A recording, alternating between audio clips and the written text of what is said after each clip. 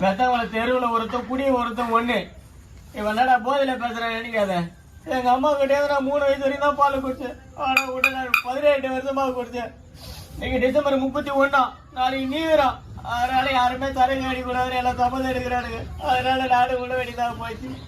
போயிட்டு வாடியா தாக்கோ, போயிட்டு வாடியா தாக்கோ. என்னடா பண்ணுகிறா? நாளைல இருந்து குடிக்க மாட்டேமா, அதான் சாப்பாடு எடுத்துக்கிறேன். அடியன் தங்கமே, நிஜமாவாடா? ஆமா, உடம்புல எதுனா ஸ்டிக்கரா ஓட்டி வச்சுக்கிறா? நாலுல இருந்து மரண குடி, நாலுல இருந்து குடி கூடாது. அங்கே ஒயிட் சாப்பில காந்த பாரு, ஏதோ காம்பவுண்ட் சேவர் பூசா கட்டிறான்னு சொல்லிட்டு பாட்டுக்கு பிச்சு பிச்சு மேல விட்டுக்கிறானு பழுது. பாரதேசி நாய.